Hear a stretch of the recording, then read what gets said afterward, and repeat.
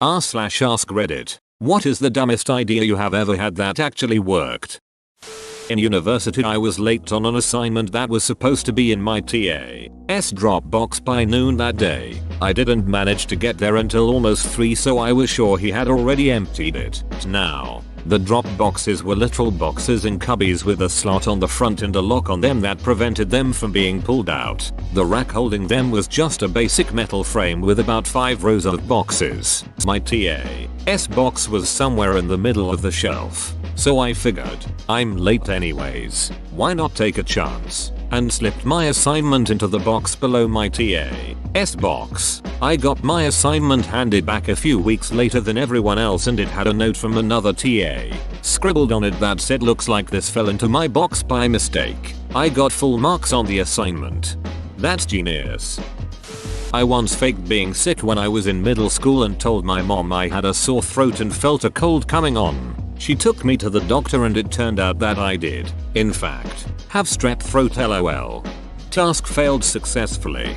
A lot of times I've faked sick in my life I've wound up actually being sick. I've started recognizing the inexplicably strong urge to bail on something as one of my first symptoms when I'm actually getting sick. In college I was taking a class that required me to purchase an online textbook and workbook that was registered under your name, basically ensuring that each student would have to buy a new online copy each semester instead of buying used textbooks. I had a friend who took this class a semester before me, so we came up with the idea to message customer service and explain that I had recently gotten married, so my last name had changed, and I legally changed my first name from my friend's first name to my first name, and I would need them to change it in their system. It totally worked and the rep even congratulated me on my marriage. I think it's nearly criminal to enforce students to buy new books instead of used ones, especially when it's the professor's own textbook. I used to know a guy who, every week, would order his Saturday night curry for delivery while sitting in the pub and then walk over the road to the curry house and get it and himself delivered home. This went on for about 10-12 weeks. One week, we were sitting having a pint and the owner of the curry house walked in, took his order, and had him picked up from the pub. He said it was easier for everyone concerned. That's the most British thing I've ever read. I often forget that Indian food for Brits is akin to Mexican food for the US. It makes sense historically, too. I used a soap bottle as a makeshift sink plunger. And this worked. I'm impressed. Yep, the neck of the bottle fit the drain near perfectly, so I just had to stuff a rag into the overflow drain. I didn't want to use my toilet plunger in my sink, so this was what I did. Bobcat tire blew during a job. Had another tire, but no jack. Positioned the Bobcat behind a dump truck. Bobcat then tries to lift the ass end of the dump truck. Dump truck hella heavy. Bobcat lifted itself instead. Tire changed and back to work. That sounds like a good way to end up crushed by a skid steer. It was a dicey situation to say the least, but it was far superior to any other idea being suggested at the time. I even remember me saying this is a bad idea, and it was my idea. Put Jesus and his Wi-Fi password in church. It worked. Ha, Jesus really is the answer. Far from the dumbest working idea in the thread, but I once got an extra day to work on a video project in high school by coming to class with a video that was just a quarter second of blackness, eagerly volunteering to go first, then acting confused and scared when the file didn't work. The teacher took pity on me and told me to just bring it the following day, and I got to finish it that evening and still got full credit as if I did it on time. I once completely blanked on an essay assignment and didn't realize till I was sitting in class. Luckily, the teacher didn't collect the essays till the end of class and I proceeded to write the whole paper in my notebook during lecture. When people were handing in essays I went up and told the teacher that I forgot to print it, but I had a version in my email, showing him the handwritten one to prove I had completed the assignment. He let me go print it and I typed the whole thing up in like 5 minutes, ran back, handed it in and got like a C or B. Couldn't argue that since I was about to get a 0. I just got PTSD imagining writing an essay in class again. Breaking into my own house through the kitchen window using a piece of wire and a wooden table after I was locked out.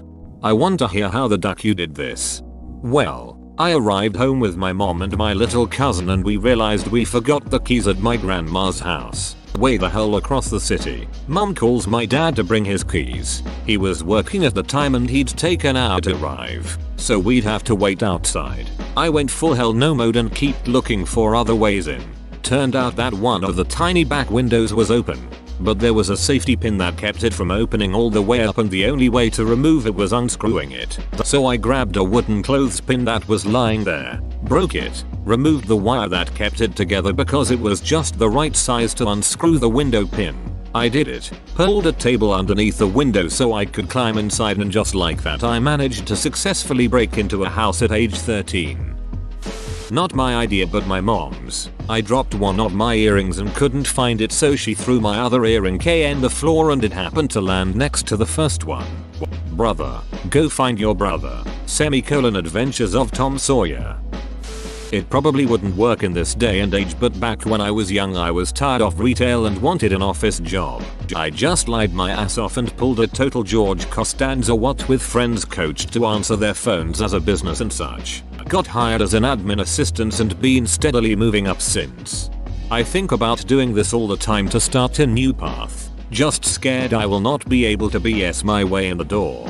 Yeah, I tried this once, but apparently you need to show a degree to be a surgeon.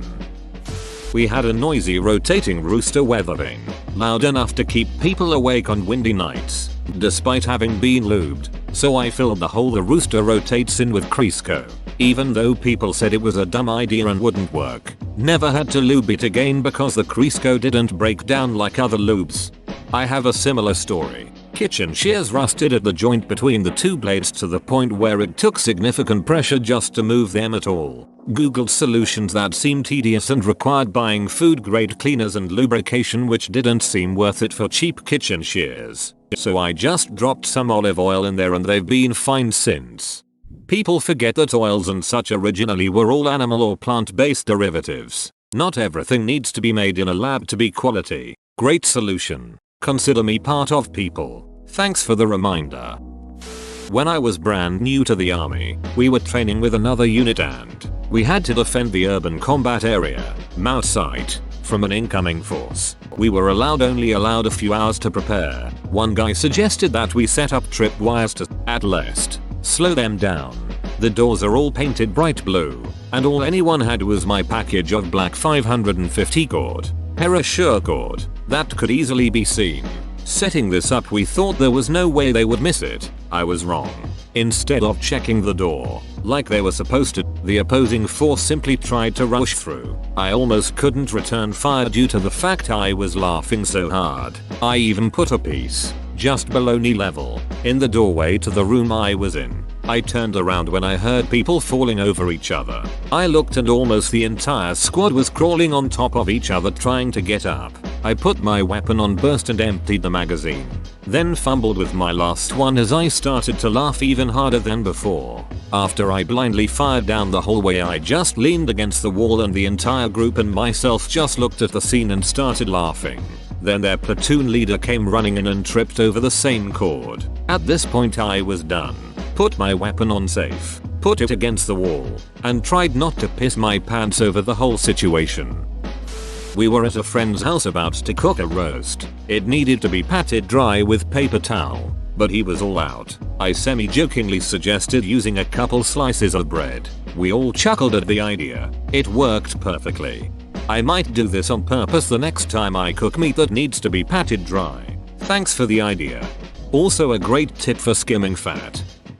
One time I sent a letter to a local address by putting the return address as the address I wanted it to go to, not putting postage, and dropping it off in a public mailbox. Went to them, returned to sender due to insufficient postage.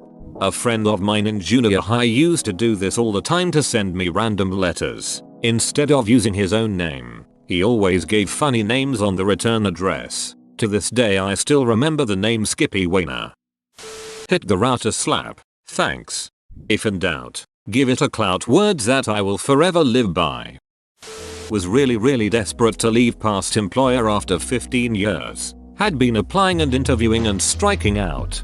finally got an interview at a place where, at the time, I felt, man, I am not really sure this is right for me, but anything is better than where I am at. Instead of prepping for the interview, rehearsing answers, etc., I pulled an Office Space. I was cocky, brash, unconcerned, made it seem like I was happy where I was at and didn't really care if I got the job or not. They called me back the next week and I waited a week to return their call. Same deal with the second interview. When they offered me the job, I hemmed and hawed, said I needed to think about it really hard, and that it was a big move for me, etc. etc. I came back and demanded well over $15,000 above what they were offering in salary. They accepted.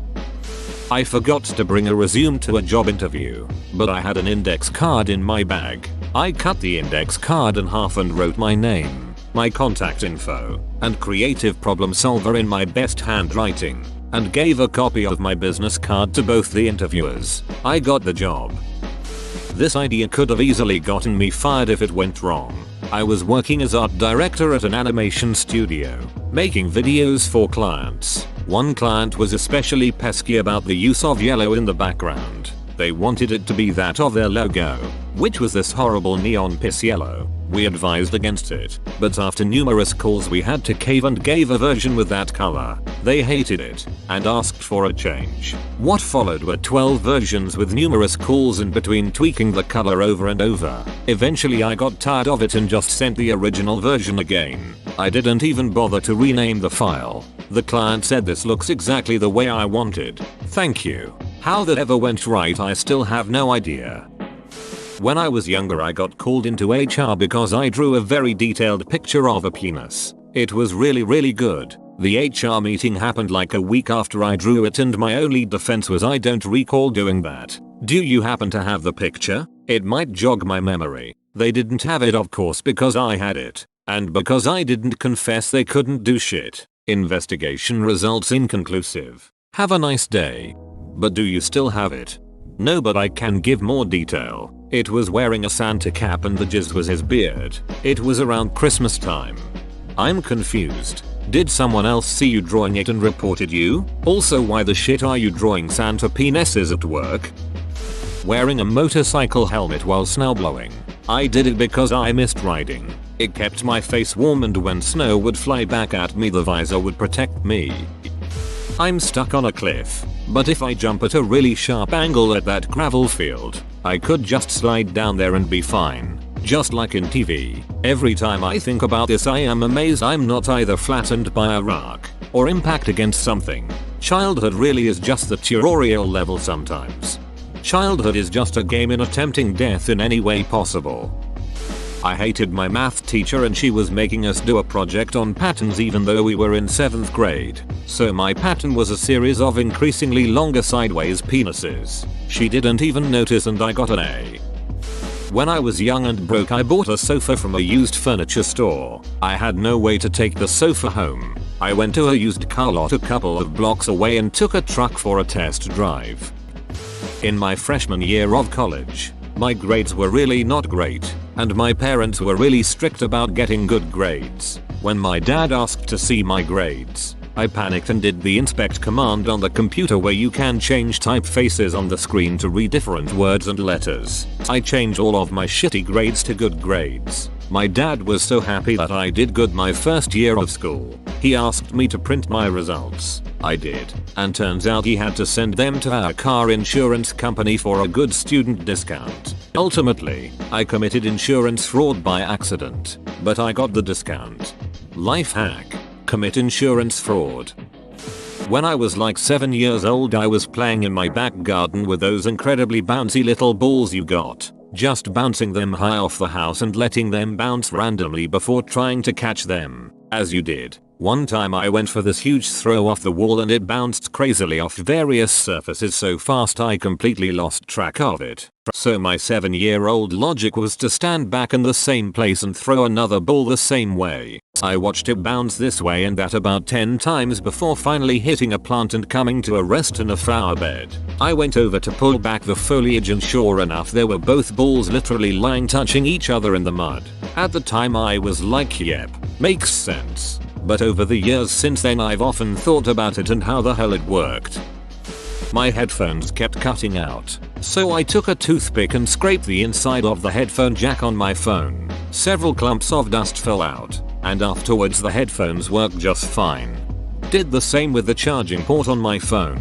I'd been assuming the contacts were broken or the cable was, but no, the plug just wasn't staying in well enough. Using a pocket knife to Skyrim lockpick a door. There was a swarm of hornets that had made a nest under the front of our porch with only one specific narrow entry in or out. Spray wouldn't work and it was right under our front door, so had no way to keep exterminating them. Then I realized why not wearing blades of metal. We did have an old 50s metal fan and I could maybe blow them away from the entrance so they had no way to get in. The unanticipated effect was that it worked, though after a few hours had created a Civil War battlefield of dead or dying hornets piling up like a zombie tower in World War Z. Every few moments you'd hear thunk as another hornet fell into the trap. So satisfying.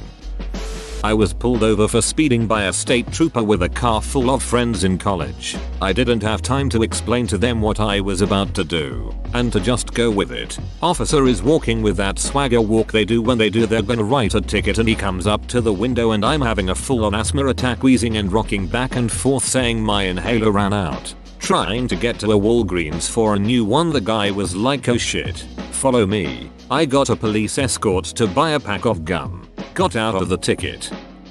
Mixing strong coffee with Monster Energy. It worked because I wrote half a book in one sitting. It was dumb because, well, had a video card die on me. Thought that maybe the solder had melted away from it overheating. So I had the idea to stick it in the oven briefly to melt the solder into place. Looked online and it is apparently a normal thing to do. Worked like a charm.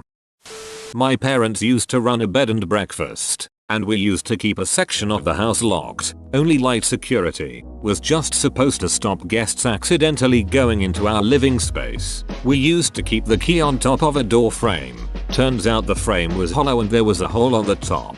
I put the key up there. It fell into the hole but didn't sound like it dropped all the way to the floor. 14-year-old me didn't realize taking the door frame off isn't a major job, so I was a bit worried my parents would kill me. Found myself a wire coat hanger, straightened it out and attached a magnet to the end to go key fishing. It was more out of desperation than anything else, but it somehow worked. I was like 7 and had a loose tooth that I couldn't pull out. Tried to string attached to the door. Didn't work. So I tied a string to it and tied the other end to my dog's collar. Threw a tennis ball. Bye bye tooth.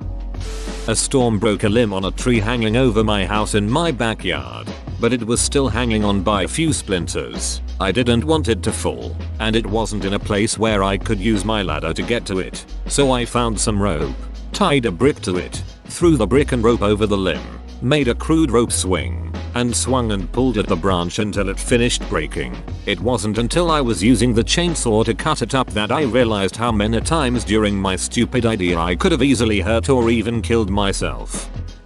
Whoa, you made it to the end? You're a ducking beast. I'll cut you a deal. Smash like and subscribe for more curated content, bruh. It's free and that's a great price.